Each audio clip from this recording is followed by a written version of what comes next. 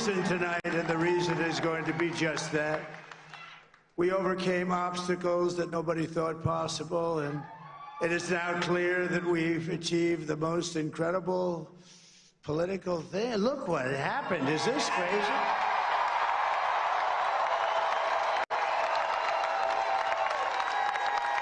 But it's a political victory that our country has never seen before, nothing like this. I want to thank the American people for the extraordinary honor of being elected your 47th president and your 45th president.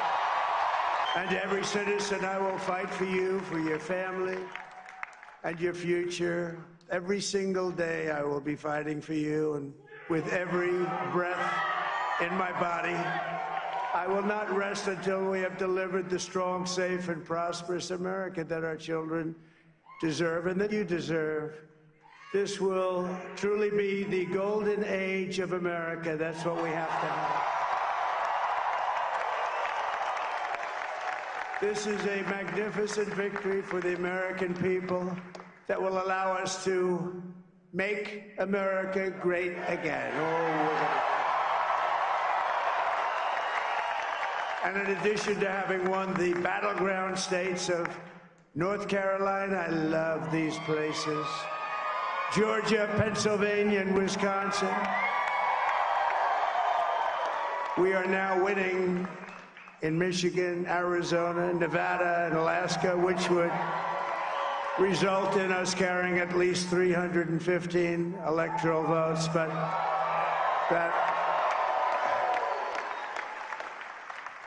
But it's much easier doing what the networks did or whoever called it, because there was no other path. There was no other path to victory. We also have won the popular vote. That was great. Very proud of that.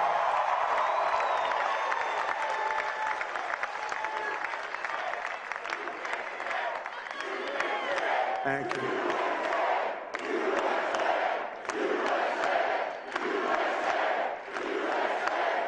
Thank you very much. Thank you. And, winning the popular vote was very nice, I will tell you. It's a great feeling of love. We have a great feeling of love in this very large room with unbelievable people standing by my side. These people have been incredible. They've made the journey with me, and we're going to make you very happy. We're going to make you very proud of your vote. I hope that you're going to be looking back someday and say that was one of the truly important moments of my life when I voted for this group of people beyond the president, this group of great people. America has given us an unprecedented and powerful mandate. We have taken back control of the Senate. Wow, that's good. And the Senate races in Montana, Nevada, Texas, Ohio, Michigan, Wisconsin, the great Commonwealth of Pennsylvania, were all won by the MAGA movement. They helped so much. And in those cases, every one of them, we worked with the senators. They were tough races, and I mean, the number of victories in the Senate was absolutely incredible. And we did tele-rallies. We did tele-rallies with each one of them. And sometimes we did 2 or 3 and it was amazing to look at all of those victories. Nobody expected that, nobody. So I just wanted to thank you very much for that. And you have some great senators and some great new senators. And it also looks like we'll be keeping control of the House of Representatives. Every election, it seems like we voting for the lesser of the 2 evils. You know what I'm saying? Right. Instead of voting for somebody that we really, really think gonna come in and make a difference for us. You were born here, and you grew up here, and in this community for a very long time. Right. And then you have seen election upon elections. So comparing this election with the previous ones, how can you do the comparison? I'll tell you what, I'd say, I was just talking to someone the other day about this. I will say that I still think a lot of people will get out and vote, but this election don't have the same electricity as past elections. You know, it was energy where people were saying, we got to get out and vote. We got to get out and vote. You don't got that same energy. It's still the same message. Right. We got to get out, but it's not the same energy as the last. Do you feel that people are disappointed about the leaders that they put in office and they are not doing the job? That's the reason why they feel so reluctant, because I went to vote and I see that the place is so quiet and people are not there. People just come one at a time, two people, three people. So do you think that people are disappointed about their expectations? I think people are disappointed in saying no matter who's in office, nothing is going to change for me. For one. And that leads a lot of people not to vote also. And it leads to less excitement, less hurry to get to the polls to vote. Still people going to vote, and I think a big thing is people is misinformed. We're not really getting, people speak on policies, but these policies has always been the Democratic policy and the Republican policy. We know how both parties do their ways, but what are you specifically going to do for us? And we talk about America, we talk about American people, that's going to change stuff. We don't want to hear about the same thing that the last president that they use in their speech. And they used the speech before that, because you look around and I know Kamala Harris is talking about bringing the price of groceries and gas and stuff down, but she was part of the last administration. Am I wrong? You're not wrong. So she's been here for 4 years, and I know she wasn't president, but she was vice president. So how are you going to bring something down that's been going on for 4 years? Why haven't y'all been working on that for the last 4 years to bring this stuff That's down? a valid point there, because that led me to inflation issue. Right, exactly. That make our gas goes up, our groceries and all those basic stuff that we used to buy. Before, I used to buy gas like $1, 50 cents. But now we're like $1.12, something like that. 89 cents. But now the gas is up. So do you think if Kamala Harris win the election, she's going to do something about the inflation and the cost of living and stuff like that? She may do some things, but at the end of the day, Kamala Harris voting is important not because of just President of the United States. Voting is is important for Congress and Senate. Because if they're not matching up and the president want to do something just because it goes through Congress doesn't mean if the Democrats control Congress and Republicans control the Senate or vice versa, nothing is going to get through. We're going to see a blockade party, a block party the whole time. I'm trying to get through, Senate denying it. You know what I'm saying? So it's important to vote. That's what I don't think they put the message out right. It's almost more important to vote for Congress and Senate more than the President of the United States, because they the one that control whether that law or whatever that legislation is going to get through. If it don't get through Congress or Senate, then it's just a piece of paper. You know what I mean? So it's important to vote for those as well as President. I don't think they push that agenda much. It's just President of the United States. And I get it. President is big, but like I said, Kamala Harris has been there for the last 4 years, and you telling us what you're gonna do for the next 4 years when you was already second in command. Where do you see this country going moving forward? Hopefully a better place to live, because right now I feel like we're going backwards. And we need to go forward. We don't need the past. We must learn from the past so we have a better future. And being a black woman myself, I would love to give another black woman a chance. You know what I mean?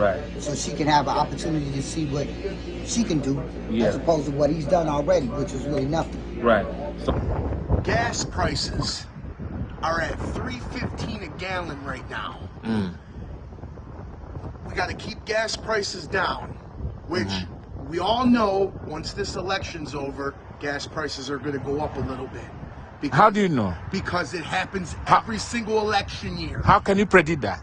It happened before. It happened 4 years ago. It's going to happen again. It's going to happen the next 4 years from now. Keep gas prices down. I remember back in 2008 or 7, my mother was still here. My mom passed away in 2009. Right when Obama became president, she ended up passing away. I liked Obama. I thought Obama was a great speaker. He did a lot of good for the nation. A year before he got in, gas prices were at $5 and something a gallon. And that was in 2008.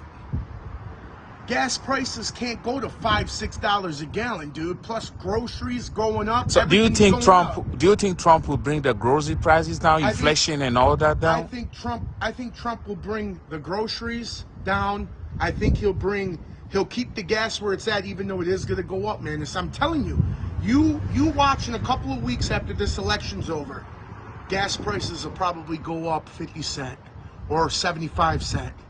It's gonna go up compared to what it is. The gas station down the street, dude's got it at $3.15 a gallon right now. And that's just the way things are. But so where do you think the problem is coming from? As American. It's coming from all angles, man. Yeah. At the end of the day, politics is about money and about a lot of them are crooks.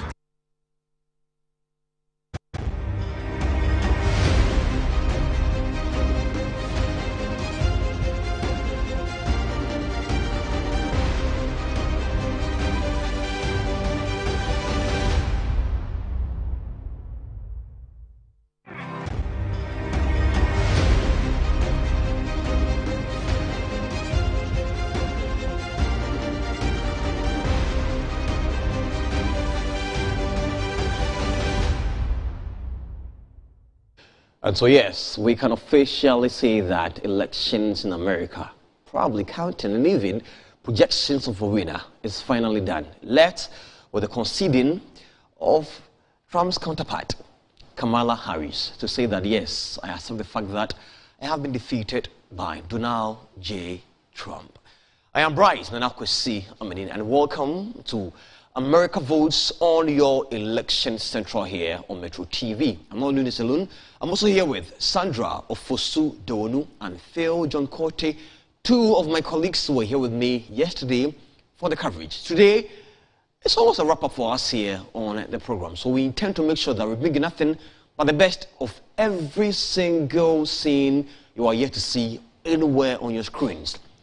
From new entries to what the figures are saying, to what it means for Africans, immigrants in the U.S. who might suffer what Trump calls the biggest deportation that might happen in his first 100 days in office.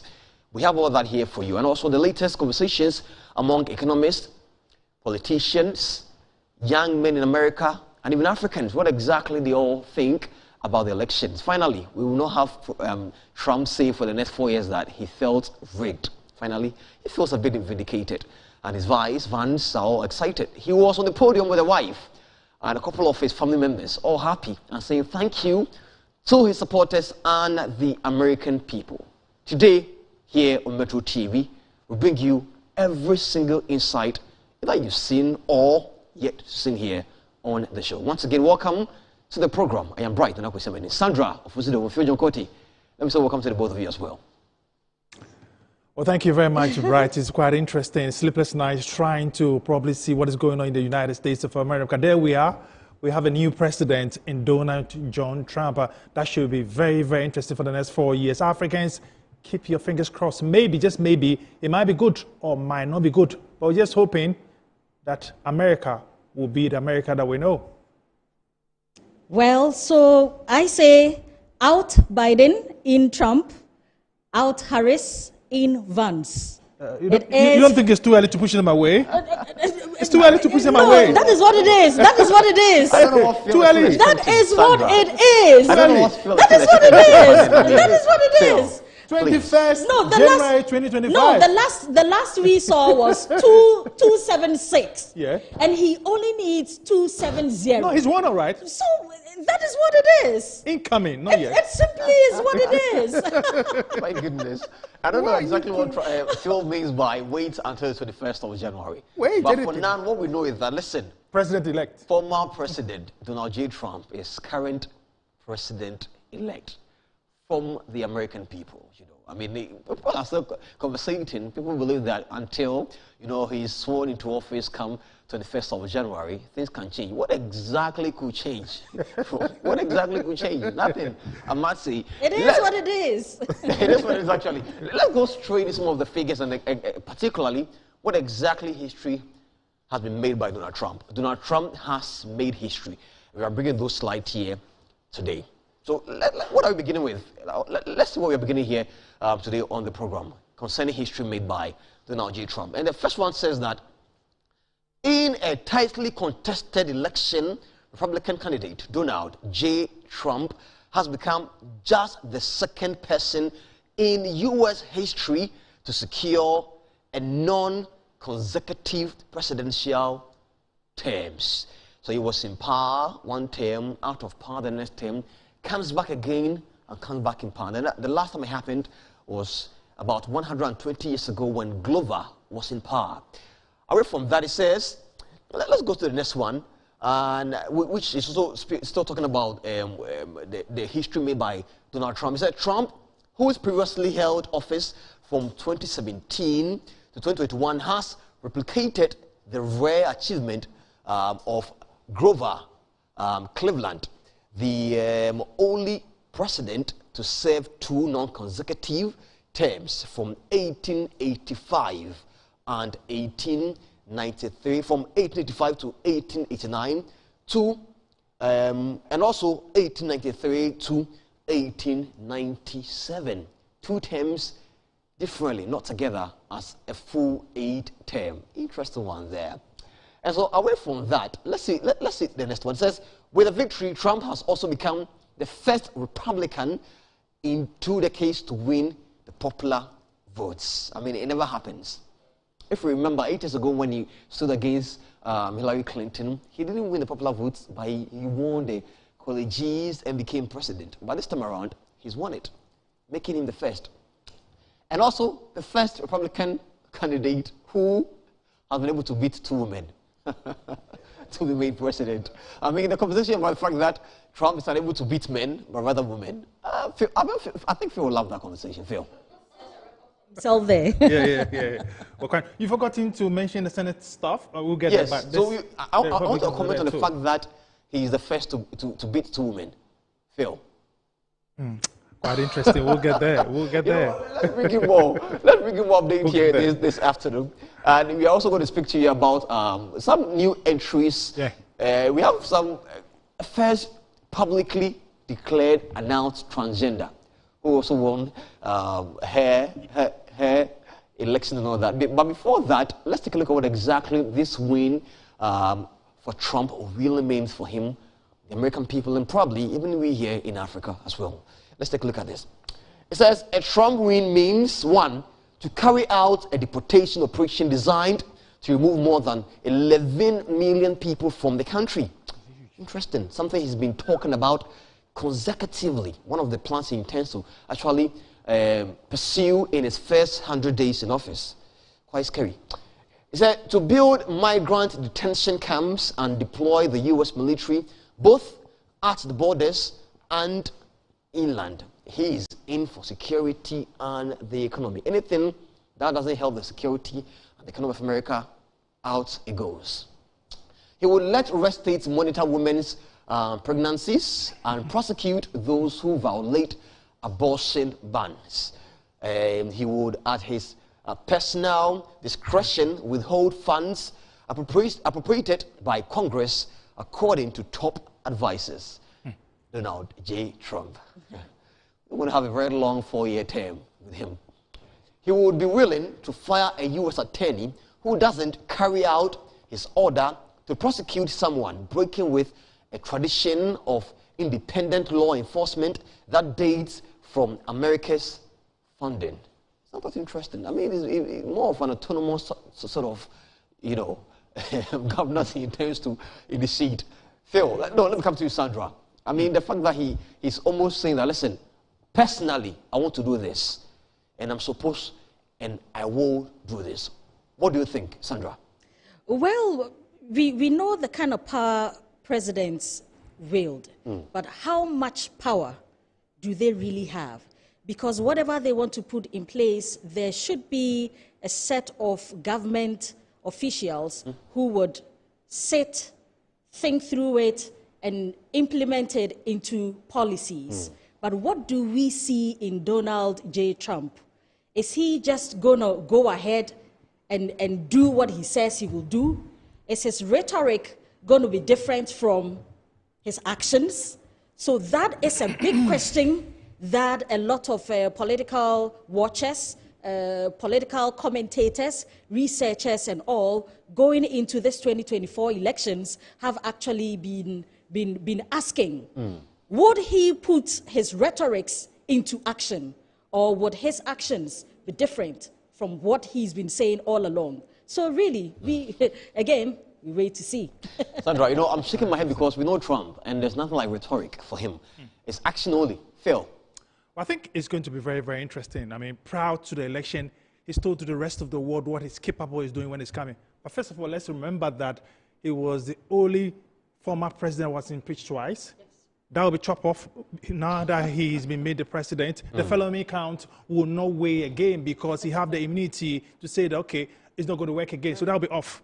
But the key thing that people need to be worried about is that he will be the gentleman that he used to be. Remember that, quote unquote, some people have this describing a democratic Hitler. We'll see what it's going to be like. But those he said he's going for, he will go for them. The only thing that we need to be thinking about that he must be diplomatic a little bit about the way he's going to carry these things out. Because if he doesn't, there'll be more lawsuits in the United States. Already, a lot of them are waiting for them to resolve in New York. And that is a worrying sign. What Americans will all have to see is that Trump has to be a better in the international world. I mean, that you don't do certain things like the President of the United States of America. Allow those who are supposed to control you to do the right thing. It's going to be very, very difficult. Remember that the rest of the world, especially those in the NATO region, the Euros, will be watching what Donald Trump will do. Again, too, international relationship. Now that he's become the president, what will happen to what is happening in Ukraine and Russia? Is he going to stop it within 24 hours, like I said, prior to the election? We'll wait and see. How about Gaza and the Israeli war? We'll wait and see. Because whether we like it or not, these elements contributed to his election. When Americans were complaining about the economy being very bad, well, Joe Biden and Harris decided, okay, let's put money into Russia. Let's put money to support Ukraine. Let's put money to the Middle East. And that is an issue that a lot of people will see how he's going to handle. The last one will be Iran, and whether he could be able to tame Iran. For North Korea, they are his babies. I mean, those are his babies, so we could say that, okay, that's cool, fine. But how to tame Iran is also an issue. So it will be very, very difficult how we can be able to put this gentleman. But believe me, he will be his man, but he has to be tamed a little bit. Now, one of the places where people were quite shocked, Phil, I'm still going to stay with you, to see Donald Trump have it flipped to red was Georgia. Very interesting one there. Aside the fact that, I mean, New York, he lost there, which actually got to him so much. Georgia was one of the places where people were really shocked that it went for him. Were you shocked as well? I was quite surprised. I was very, really surprised. But I think one thing people need to feel to know is that I think some of the things that people were saying against him did not matter, did not hurt him. If you look at the polls and how they came, you could see that he outperformed, especially like you're saying in Georgia. Some of the accusations that people were saying that they will affect, or some of the things that he said, the utterances that he did mention during the campaign did not affect him at all. Americans had their mind set up already. It did affect him some other part, especially with the Gabbard thing in New York. But as to whether they were willing to forego the economy, whether they were ready to forego what happened within Ukraine and the Middle East, it was never a factor, and that contributed massively. Even some black Americans did vote for him massively in Georgia. Now, Sandra, I'm going to ask you this question again because, I mean, we spoke about it yesterday, even though Phil had his own reservations and didn't even want us to mention it, depending on where we find ourselves here, the region where we are in. But then a quick one. One of the reasons why people thought Kamala Harris had an upper hand on Trump was because of the most touted and spoken about abortion laws she sought to abolish. Women were happy about that. The fact that I don't have to leave my state to go to somewhere else to have abortion done because it's expensive and have the right to decide for my body, what I want to do with my body. It looks like it's not happening. And as you just saw here on the screen, he's going to make sure that women are monitored, you know, just to make sure that, especially their pregnancies, are monitored to make sure that no one is committing illegal abortions. I mean, you as a woman and somebody who actually had a say about this particular policy. What do you make of it? The fact that we would not see the day of light. Well, later on, he came up with the exceptions. Yeah. If we remember, yesterday when we were going through the abortion rhetoric so far in the campaign period, he changed his rhetoric a bit up to the 6-week ban, that beyond the 6-week ban, there could be some exceptions. Exceptions in the cases of rape, exceptions in the cases of incest, and a few other exceptions. Especially in Florida, especially in Florida. Yes, especially in Florida. So, yes, he changed his rhetoric a bit, and who knows? Who knows? Now, let's go back to our video wall. I still have a conversation. Let's speak about the new entries. I mean, those who have just made history. We have a Korean in there. We have a first transgender in there. And some other people. Let's take a look at what exactly these new entries really mean for this year's elections.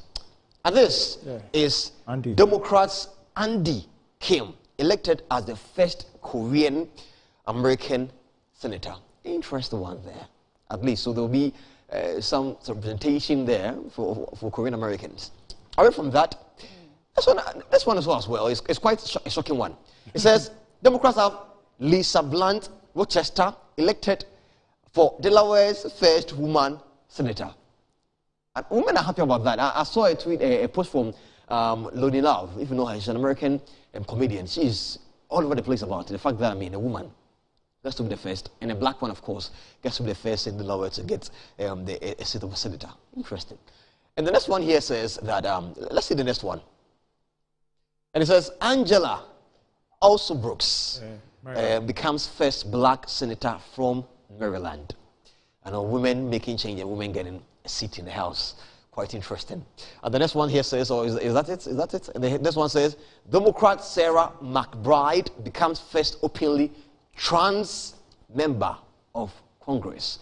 First ever in the U.S., trans member of Congress. Phil, reservations? It's an open world in the United States of America, and anybody is given the opportunity. Just like they said, it's a land of opportunity. Anybody who is capable of representing people in your fine mind, well educated, why not? If the people find you to be very capable of leading them, they will forget about your gender, whether A or B. If you can do the job, why not? And I think it's a good plus for both parties. Senate will be very, very interesting. Right. Let's go straight up to Zoom. And Emmanuel Odoom, Odoom is joining us all the way from the U.S. We're speaking American politics and Trump being the elected president in the U.S. Emmanuel, welcome back and good morning to you. Thank you for having me. And yesterday we were here and supposedly, we weren't expecting things to be projected this earlier. So it's a bit of a surprise. But we are hanging in here and then seeing the things going around right now. You sound a bit laid back. Are you hurt by the election of G. Trump? No, I'm not. I'm not in any way hurt. It was somehow expected. So let me give a little background with the polls. Right. So it looks like we've had a mistake in going into these elections with a lot of pollsters. Almost all the credible pollsters, had projected that Harris was going to win the elections. And then the data suggests, so. But then the mistake, or should I say the caveat is, they did not poll about 8 states. Almost all the credible pollsters did not poll 8 states, right? And in these states, you would have Alabama, you would have DC, you would have Hawaii, you have Mississippi, and then you have Idaho and all of that. If we are relating this back to the 2016 and 2020 elections, you would find out that Trump won 5 out of the 8 states. In 2020, Trump repeated the same feat by winning 5 out of the 8 states. So one would actually ask that, then how is it possible that these 8 states weren't polled by all these credible pollsters?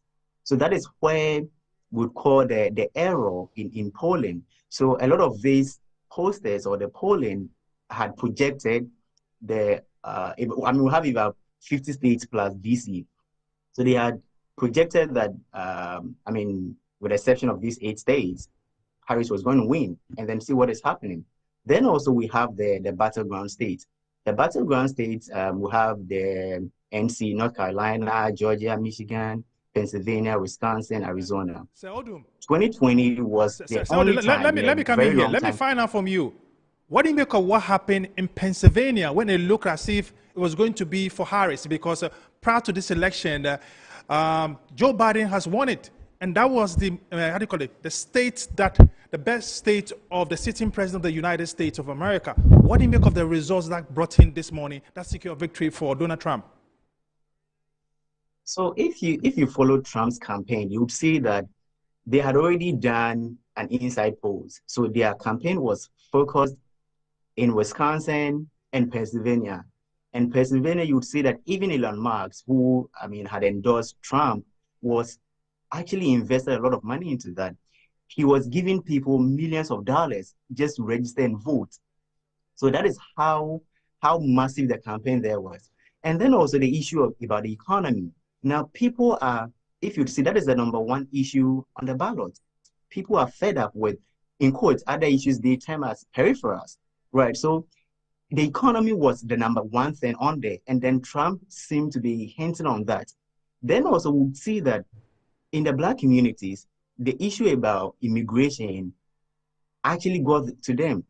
You would find out that they were more outspoken about illegal immigrants. And in Philadelphia, in Pennsylvania, that is, I mean, traditionally for Democrats, you will see that even though Harris won in that place, or we call it either the first district and all of that, even though Harris won, but you could see that Trump team or the Republicans made some inroads there. And so clearly you could see the wave of change blowing or air blowing in Pennsylvania. And I, for once, wasn't really surprised about Trump winning Pennsylvania because of the investment they did there, the rallies, the campaign, and then the message that they were preaching. Clearly, I mean, I'm not really surprised at Pennsylvania. Okay. Now, let's focus on New York. Everybody knew the investment he's done over there in New York. A New Yorker like himself, but he doesn't vote over there. He votes in Florida. He lost it to Harris. What accounted for that? Yeah. Yes, I mean, it was pretty obvious that Trump wasn't going to win New York. If anything, the Republican strategy was to win more congressional seats in New York than the presidency. The Republicans weren't going to win New York because New York, the point, the gap was about, so far, the point has always been, I think, 20 plus, right? Even though he had made some inroads there, closed the gap, but then Trump was eventually not going to win New York. But then the strategy, to me, from where I see, is to win more congressional seats, which is possible because we are seeing that the Democrats, they flipped some seats, and the Republicans are also flipping some seats.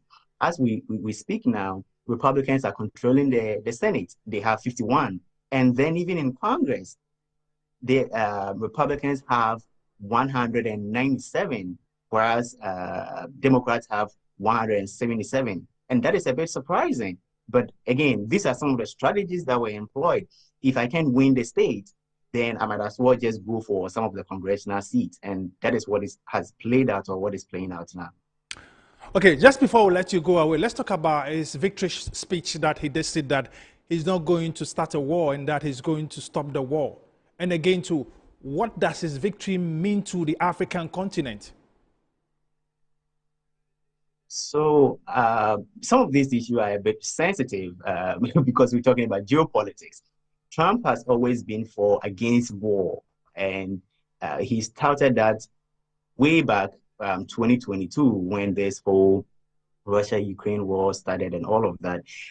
Before Trump left office, he had indicated that he was going to pull the United States out of NATO. He had already said that openly.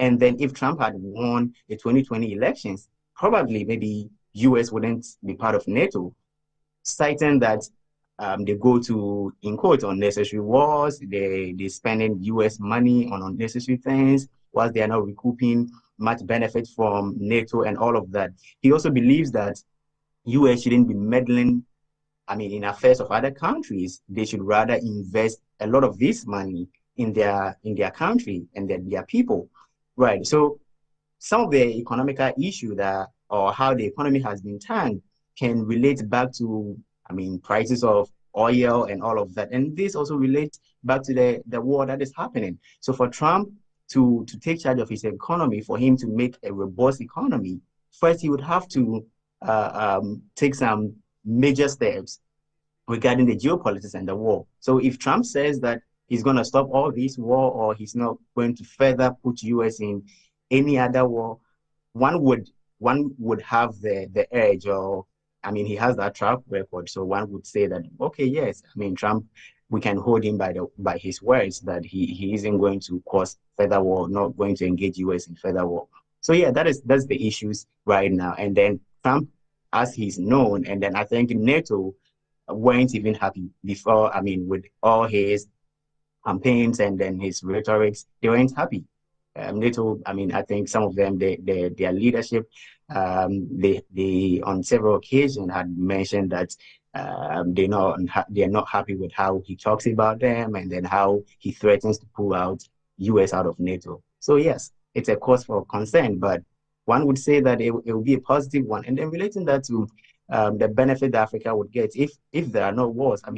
We know that even without wars, there are certain things, prices of goods are going up. So imagine in a world where we have in World War III, or having a major conflict, we see how our political parties in Ghana, some of them were relating the hardship of the economy to the Ukraine-Russian war, right? Because we have some of our Syria coming from Ukraine and all of that. And so if there's world war, if there's a major war, that is, certainly going to affect the African continent. And if you are an African, you wouldn't want that. So if you see a lot of Africans supporting Trump or wanting Trump to win, one of the key things that he cites is his stance on the war, and also I think LGBTQ, right? So the war, Trump's rhetoric on he's stopping the war.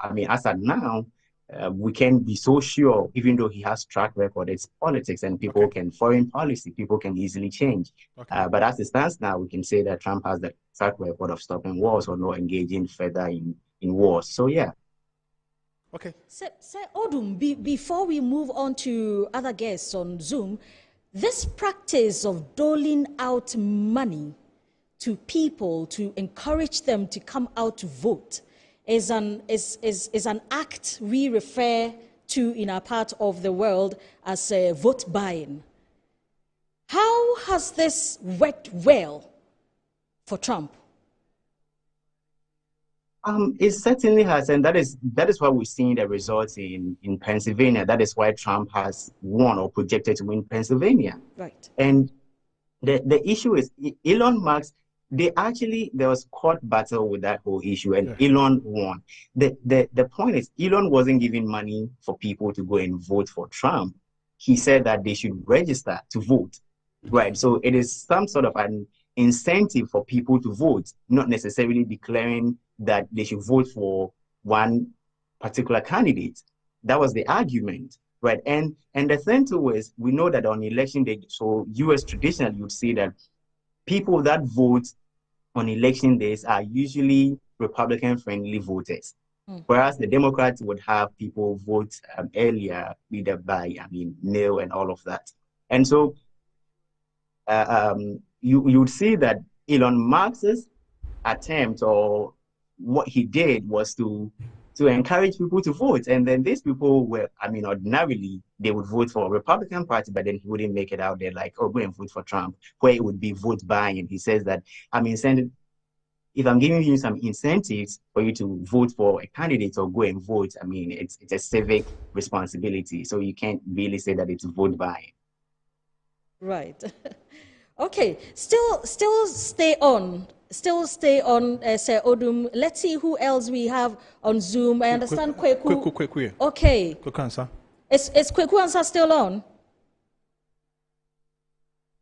Kweku, if you are on and if you can hear us, tell us exactly where you are, and let's gauge the mood where you are.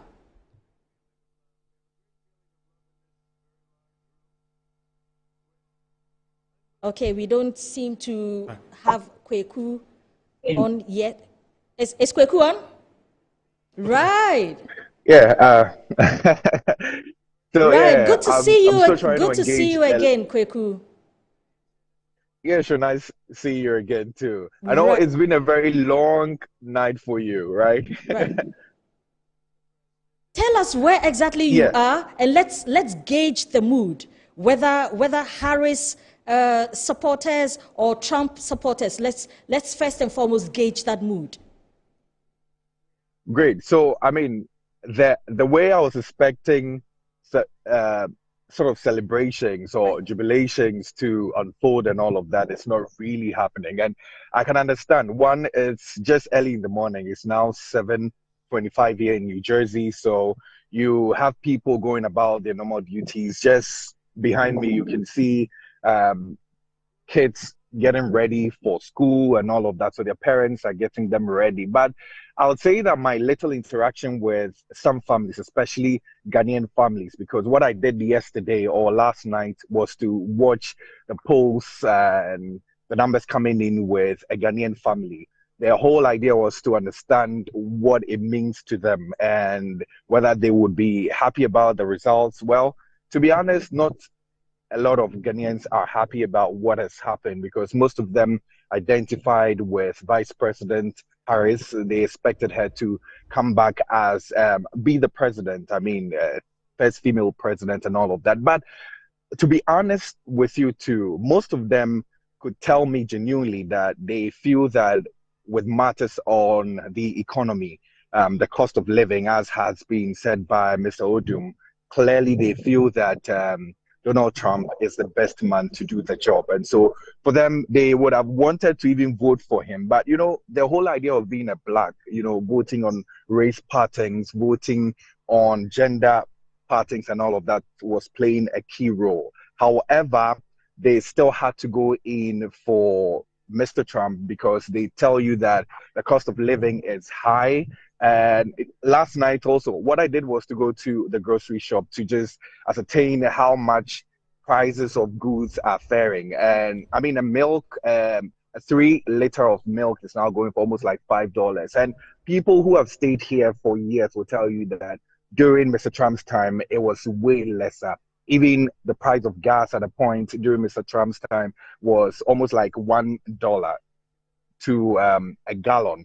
And now you're buying it for almost $3. At a point, it went to almost $4, and we saw people even protesting this. So clearly, in terms of who is best to serve the country well, to do well with the cost of living, people believe that Mr. Trump is the best person. And I think that with what we've seen, especially people in Pennsylvania, people in Michigan, people in Arizona, all voting for Donald Trump to come back, it clearly tells you that they are bothered about the cost of living rather than issues of even immigration. Well, immigration, yes, because they believe that he's the best person to do the job for them. He had already talked about building, a wall and all of that. He did not complete it. Hopefully, he's going to complete it. I mean, not everything favors everyone here, but the majority of people in America, I think, have spoken, and it's clear and it's loud that Donald Trump can do the job. So, well, it's not really of a frenzy as I thought it was going to be. And that's also because New Jersey is a blue state. So you don't expect people here to rejoice and be happy about the fact that Donald Trump has won. But there are places that I can tell you for sure that you get there and you see flags of Donald Trump. And that's mostly in the white-dominated areas like Farmingdale, like such areas are really dominated by the white. So, yes, it's not really the pictures that we wanted to see, though, but some people are happy, a fraction of people are happy, the others would have preferred Vice President Harris to come. Okay, quick, let me find out from you. First 100 days, the newly elected President of the United States of America has stated categorically clear that mass deportation will happen. Speaking to Ghanaians over there and Africans, are they worried? Are you seeing some sore faces that maybe they will be affected? Exactly. And I'll just draw a scenario for you. one of the families that I visited just this morning. So there is the husband and then there's the wife. The husband is a US citizen and he voted yesterday. I could hear them battle it out. The wife was asking, who did you vote for? The man did not want to voice out and tell the wife that, well, I voted for Donald Trump, because he feels that the cost of living is a predominant thing. He is looking at that. But the wife felt that once we're talking about mass deportation, we have people coming in every single year, every single time. So, I mean, the whole idea is to just make sure that your friends or your families back in Ghana or in Africa would also benefit from that American dream. But I mean, well, they are not so excited about it because it scares people. But I've also heard pundits also say that, well, Mr. Trump cannot just do that. He still needs Congress at a point to be able to go about all of this. But I can say that obviously it's going to be tighter at these port of entries now. It's not going to be as easy for people to just run through the borders and all of that. So Ghanaian families are not happy. Honestly, they are not happy about it. They would have preferred a Kamala Harris who would be, I mean, open to all people, as we've seen over the years by the Biden administration. Kweku, still staying with deportation and illegal migrants, what are you also gathering from those Mexicans and Latinos among the Florida border regarding what Trump intends to do? Mm-hmm. Well, I really was surprised when I engaged people of Hispanic descent, some of them who are still illegal, I mean, in the country, telling me that, well, they still want Donald Trump to come. I just think that the underlying thing is that they want to buy things at cheaper prices or have affordable prices. They still want to have jobs that people can go to and be paid very well. So some of them were for Trump, whereas some of them were for Harris. All because they feel that with Harris, it's easy for immigrants to settle in, which we've seen over the period. It's quite tougher if you're an immigrant to live in a country like the US if you have Trump as your president. So people like, I mean, Mexicans, the Spanish, not all of them are for Trump, but some are for Trump, some are also for Vice President Harris. But unfortunately, they would have to deal with the consequences that will come with it as Trump has been elected as president now. You have any question for him? Right. Okay. Do you have anything for Kweku? I just want to ask Kweku, I mean, you've almost been moved from one station to the other, trying to gather votes and let us know what exactly it is like, telling us the euphoria and all that. As we speak, as a black young person, do you feel safe after the elections?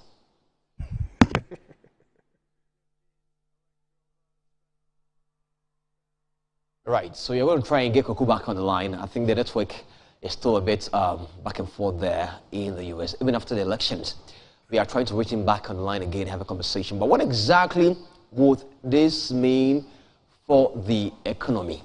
You know, we want to find out all of this. And I've been told that Kweku Ansah is back on the line. Kweku, welcome back. We lost for a second. I was asking you, as a young black man from Ghana, legal immigrant, do you feel safe? See, it's obvious. You would never feel safe. I mean, because there are issues of racism every now and then. Even for me, I mean, at the point I witnessed some at a DVLA, as we will call it in Ghana.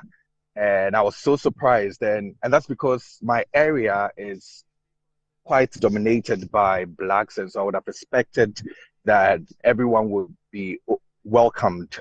But that is not it. So obviously, if you know you're illegal, well, it's time for you to make yourself legal. I mean, the ways that you would want to take is at your own call. But the thing is that you will obviously be worried at a point. You would obviously feel that you need to be in your hideout. You need to be in your space instead of being all over. You would have to be in your space. And I really must tell you, people are concerned about it. A lot of people are concerned. Like the people I have spoken to, because where I live, there are a lot of blacks in there, a lot of Africans really in there, and they all tell you that, well, we don't want Trump, not because of anything, but just because we want families and friends who are illegal and are trying to be legal in the system to go through their processes. So, well, people don't feel, I won't say safe necessarily. It's not really feeling unsafe, but you feel you are going to be ousted very soon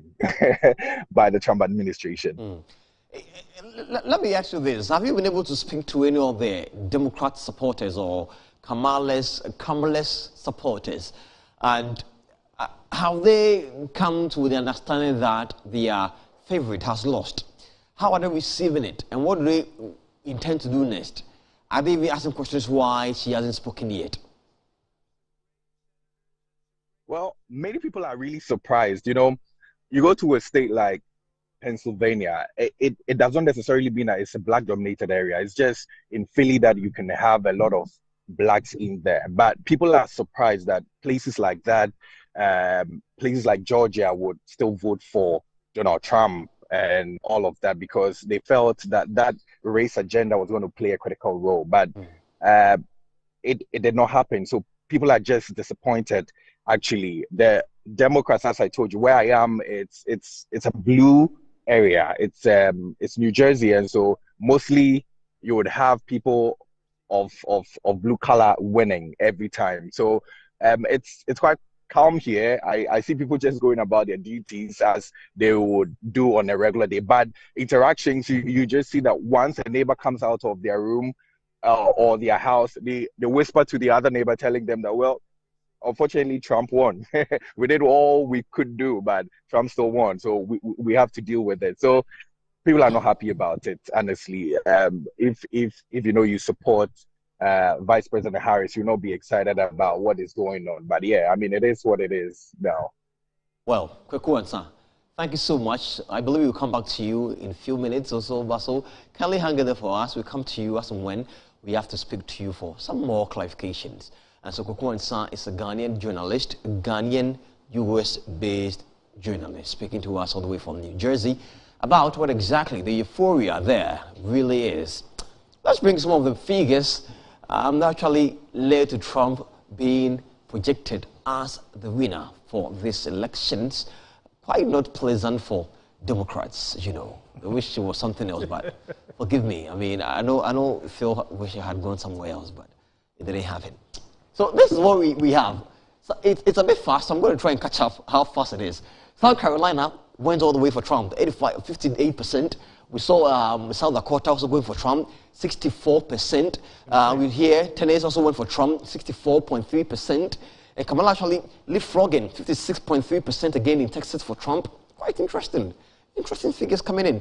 And Kamala is way behind as well. You see, that is the interesting point of all of this. The fact that she's not even close to the figures. 58.9% in Utah. 46.6%. At least I can give it to Kamala here. 51.8%. That's Virginia. And Vermont had 32.6%, 64.4% for Kamala Harris. And here in Washington, 58 against 39 for Trump, 48.8 for Kamala, 49.8 in Wisconsin, and also 27.9 against 70.2 in West Virginia. Wow, Sandra says, I understand her.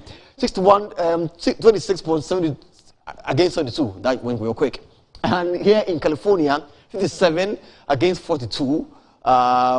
You see, it's Phil. It's amazing how, in as much as you know, Kamala is getting the figures, it's not even close to what Trump had. Well, it's quite interesting what really happened. But like I said, is it what is it over? But we have to give the benefit of the doubt and congratulate Kamala for what she's done so far. She only had 4 months to campaign. Remember that Joe Biden pulled out when a lot of people expected him to happen. It could have happened earlier. So yes, the gentleman has won.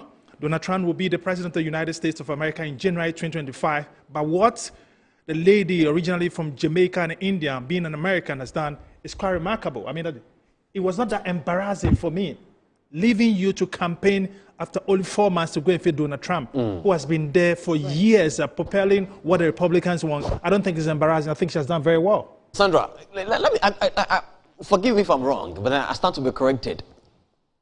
Tell me how the American system works.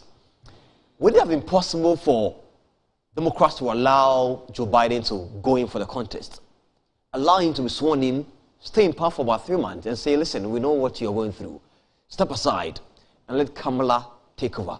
But that has, would that have actually transformed into Kamala finally being president, if that even makes sense? Well, Biden, Joe is how old? 81? Yes.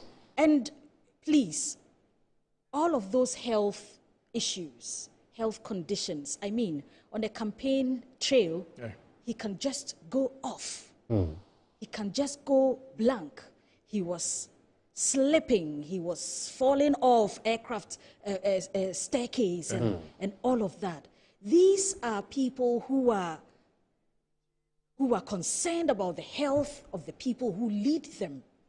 And he himself knew it was about time for him to bow out. It wasn't forced on him. It wasn't imposed on him, even though his doctors and the people around him spoke. He listened. It was all about his health situation at the time. And 81, one term, what else? Okay, just before you come in, let me come in a little bit. Okay. I think at a particular time, the president was told that, look, it's not looking good, especially after the debate was quite embarrassing. Again, too, it got some time that he could differentiate who Vladimir Putin was, who Zelensky was. He was just mispronouncing their names. So yes, in some time, it got to the time that he needed to pressure that, look, Joe, Uncle Joe, you've done very well. 60 years in public service, you've done well. You've achieved almost everything, being a senator, blah, blah, to the presidency, being the vice president to the presidency. You've done your part.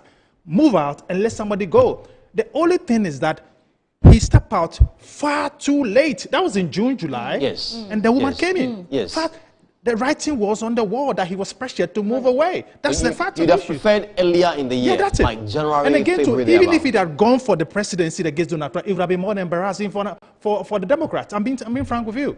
But do you foresee Kamala coming back? I think it's too early in the morning to talk about this one. I mean, she has to soak what really happened, find out what went wrong, especially in Pennsylvania, of all course. I mean, she won California being a home state, and also beat Donald Trump in New York, whether you like it or not, and in Washington, which is the seat of government. But she has to go down with the leadership, the hierarchy of the Democrats, and say that where did we go wrong, despite the last-minute push with the support of the celebrities here and there. So it's too early in the morning to say that, hey, would I want to come again? Remember that she had a very soft being picked for the endorsement. Remember that it was never in intention to even run until Joe came and said that, okay, I think you are capable of running. If she has to come again, she'll be contested for. And we'll wait and see what will happen. But like I said, it's just too early in the morning to see that, okay, I want to digest it again and come again. It's too early in the morning. Listen, so we have our guest on standby, all on Zoom. Our former US diplomat, and also he doubles as an expert in the American elections. As you can see on your screen, right from behind me, Fidel Amachi is here, Emmanuel Odoom is here, and also Ni Dodu Ismail is also here. But a quick one, a number of presidents around the world have been speaking, sending messages through the US president-elect. You know, even though we are still waiting for an official announcement to be made, already messages are going in. We are yet to hear from our president here in Ghana. Probably he's waiting for an official announcement to be made first. But let's take a quick one, before we start speaking to our guest here. A number of presidents who have been saying congratulations to Donald J. Trump and the Republicans. Let's see who and what they have been saying. A quick one on our screens. And we're going to take that one quickly, then we go straight to a conversation. This one is coming from Emmanuel Macron, the man in France. He is facing his own fire, you know, in France. And he says, congratulations to President at real Donald Trump. Ready to work together as we did 4 years with your convictions and mine, with respect and ambition.